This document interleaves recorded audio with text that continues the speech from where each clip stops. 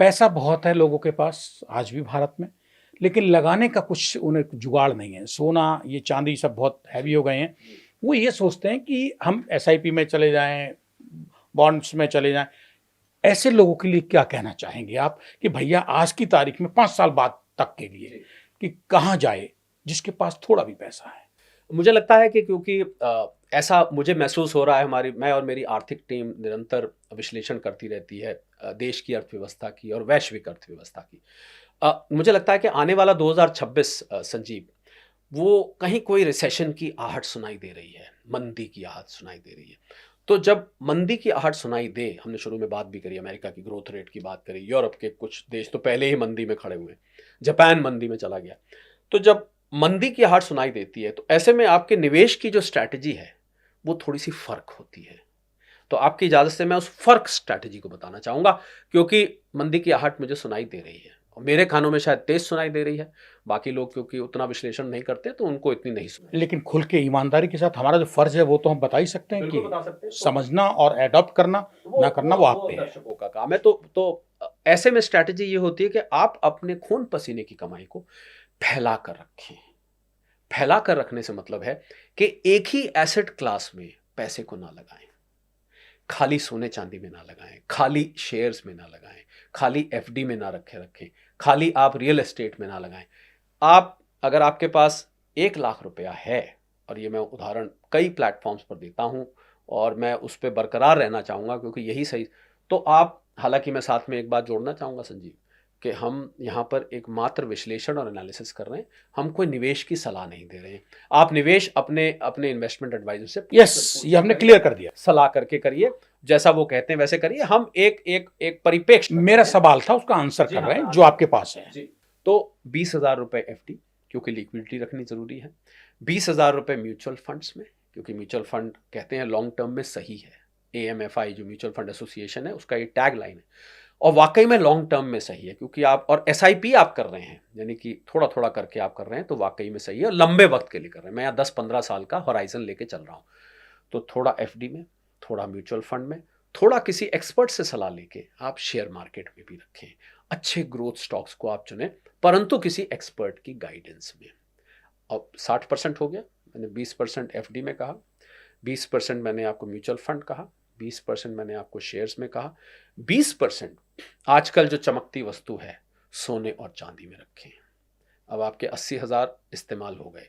आखिरी का जो 20% है, अब मैं आपको जो बताऊंगा बहुत हैरानी होगी सुन के, क्योंकि मैंने 1 लाख रुपए मात्र लिया था। आखिरी का 20,000 आप रियल एस्टेट में रखें।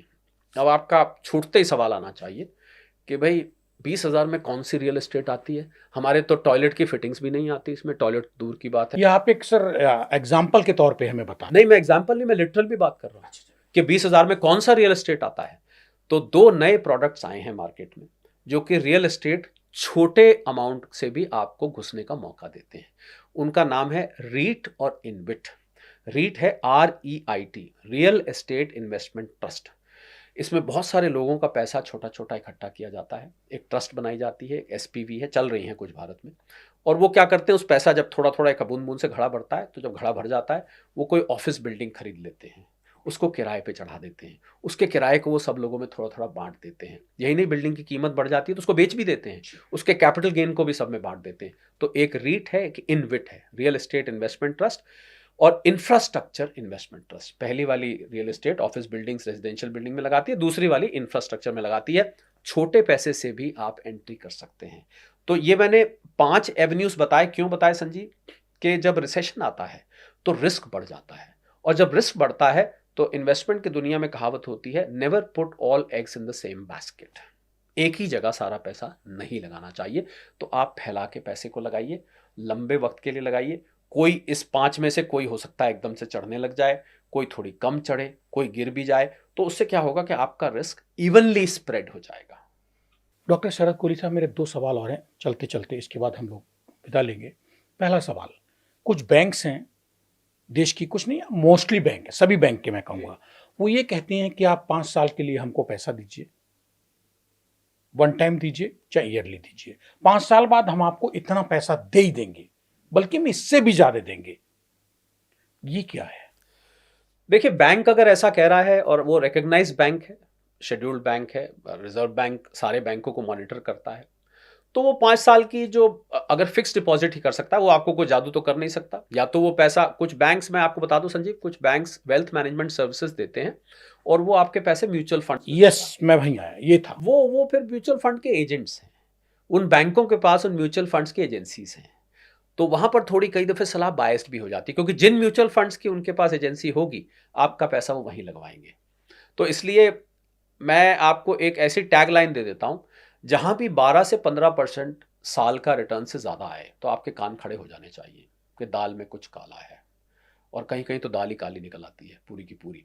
तो इसलिए बहुत ज्यादा रिटर्न जहां भी दिखाई दे, उस तरफ आप मत अट्रैक्ट होइए, उस तरफ आप ज्यादा ध्यान मत दीजिए, क्योंकि कोई ऐसा तरीका नहीं है जो रातों रात पैसा डबल कर दे, एक साल में डबल कर दे, कोई तरीका नहीं है ऐसा संजीव। तो इसलिए कंसिस्टेंट रिटर्न लीजिए, कम रिटर्न आए भले, ये स्वीकार है, पर यह स्वीकार नहीं है कि आपका पैसा डूब जाए। मैं आप ये अपना व्यक्तिगत बात बता देता हूं। व्यक्तिगत बात यह है कि शरद कोहली की ट्रोलिंग की जाए इस बात के लिए कि शरद कोहली ने सलाह दी थी और हमें रिटर्न कम आया, 12% आया, किसी दूसरे ने दी थी उसको 20% आया, ये मैं स्वीकार कर लूंगा। पर यह स्वीकार नहीं करूंगा कि शरद कोहली ने सलाह दी और मेरा पैसा डूब गया। मुझे लगता है उस ट्रोलिंग से ये वाली ट्रोलिंग बेहतर है। इसको मैं स्वीकार करता हूं, क्योंकि मैं मानता हूं कि खून पसीने की कमाई को आपको ज्यादा रिस्की एसेट्स में नहीं लगाना चाहिए।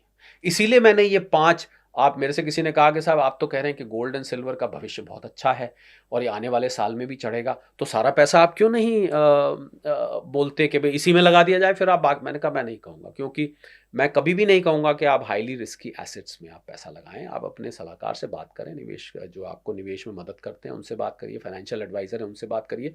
पर रिसेशन के दौरान में मल्टी एसेट एलोकेशन ही सबसे अच्छी स्ट्रैटेजी होती है। अलग अलग निवेश के संसाधनों में आप थोड़ा थोड़ा पैसा अपना रखें।